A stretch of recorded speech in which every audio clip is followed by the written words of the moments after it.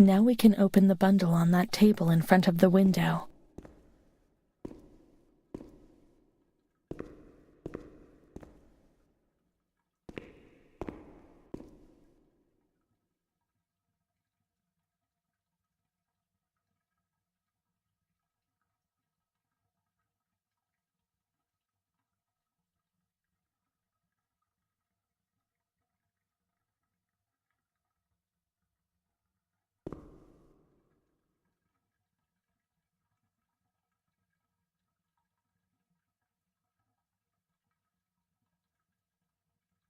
May the Lord guide your path and keep you away from sin, Mom.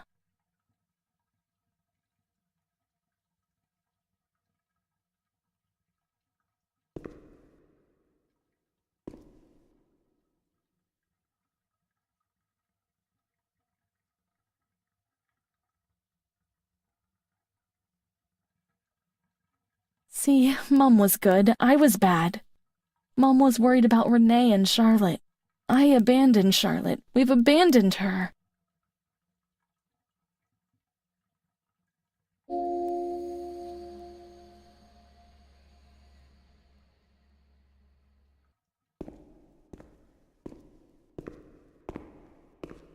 Let's look for Charlotte. We have abandoned her. She will always remain where we abandoned her, beneath the hot lights.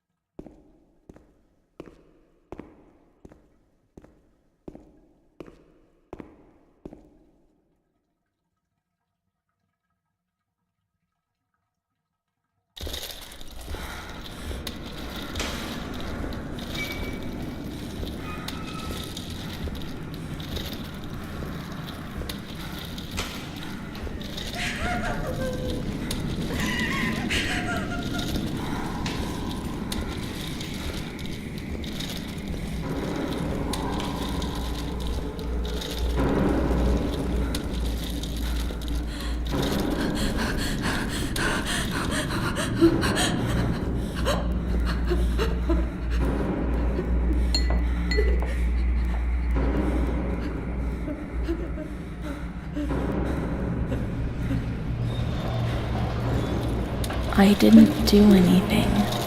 I only obeyed orders. Charlotte's gone away.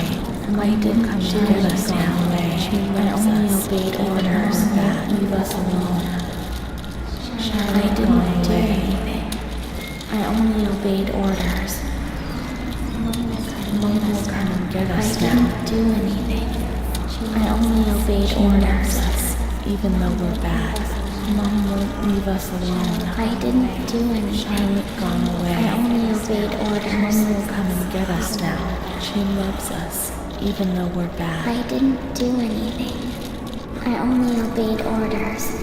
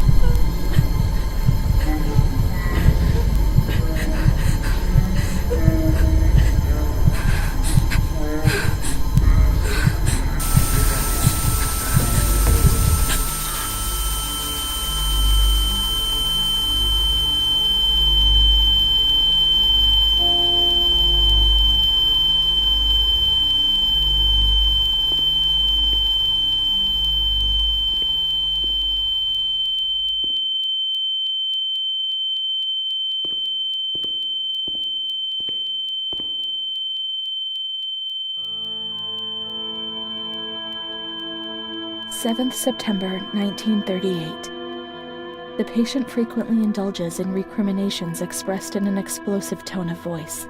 This morning she threw away the milk, saying it was full of urine, spittle, and all the other filth. Crazed, she hears voices. They order her about. She says she heard children singing. They were imprisoned in a school. 20th January 1939. Mutistic, groggy, pays no attention to anything. When questioned and stimulated, she starts crying and weeping. At other times, she laughs. 1st June. Apathetic, eats very little. She refuses to be touched. Doesn't respond. Passes her time in the park. The cooks report that she sits on a bench in front of the kitchens. 14 October. Impulsive once again. This morning she asked for 2 eggs to make zabaione, but the moment she was given them, she threw them away. Excited, uproarious, slightly confused, she strips off. 8th December. Tied to bed for 15 days. High-spirited, tends to make witty comments and use vulgar words, laughs hysterically, masturbates. The nurses report that about 2 weeks ago she remained in the showers on her own and didn't want to leave. They report that when they took her away, she swore at them and then hit out at them and bit them. 2 nurses had to be treated for their injuries. Since then, they've kept her tied to the bed. Transferred to the semi-agitated ward, from the care of Dr. B to the care of Dr. C. I was with Amara in the showers. My memories terrify me. They're not real, are they?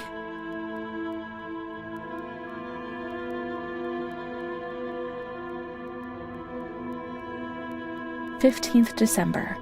Dr. C. Patient notes. The abnormality of her psychic state has induced her to lead a life which is irregular and tends towards delinquency. A fickle and flighty character, she abandons her household duties at intervals and dabbles in occasional prostitution." Prostitution? Me? No, I don't think I could have. Or are my memories betraying me? What other horrible things might I have done without even suspecting it? The uncertainty, the fear of my own actions was one of the things that most tormented me. Her mental deficiency makes her deaf to the reprimands of her family. She has shown suicidal tendencies. She was brought to the ward yesterday, agitated and vociferous, treated with Cardizol, 2 injections a week for 5 weeks. They were only trying to confuse us with the therapy and, my God, they managed. It was as if they wanted to instill the madness into us.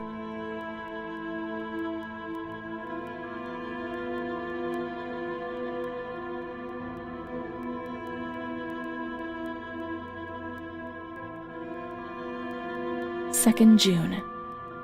After a long period of calm and improvement, the patient is very agitated today and vehemently refuses to submit to a gynecological examination.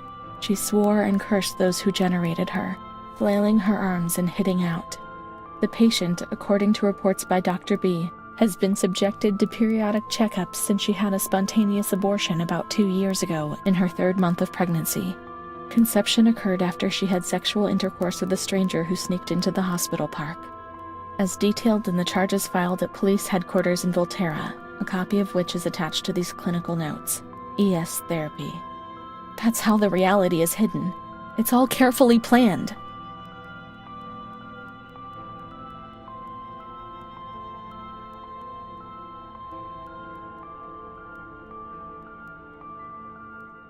And the stranger in the park? I don't remember. Was it another invention or another memory removed? God, my head!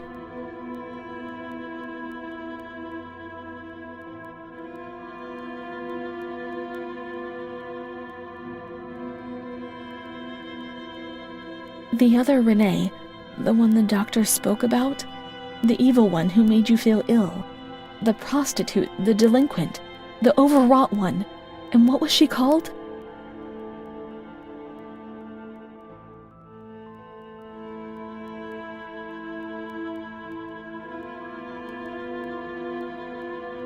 June 13th. The nurses report that after having received her mother's letter, she fell into a state of great mental confusion. She threw her soup over another inmate because she was very anxious, and she punched a nurse. Impulsive, lashes about her. She rails against the doctor in vulgar terms while he is examining her, lashes out and spits. Block all correspondence so as not to give the patient further reasons to become agitated. 20th August, tied to bed. The nurses report that the patient becomes highly agitated after the visit of a relative or family friend. Even 2 days later, she still shouts ceaselessly that he commands her, that she must obey and harm herself, and that she is not Charlotte. All visits forbidden, constrained to bed and intensification of ES therapy until we achieve results. No contact with the exterior. In that way, no one knew what was happening within these walls.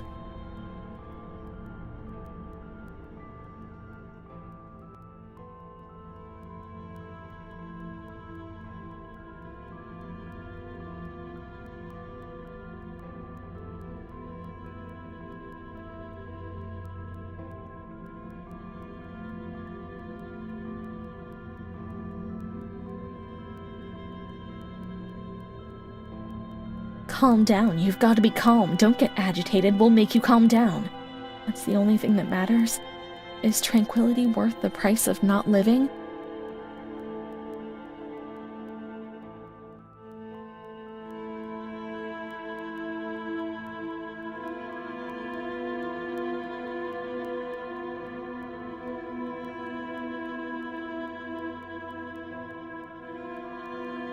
"3rd March.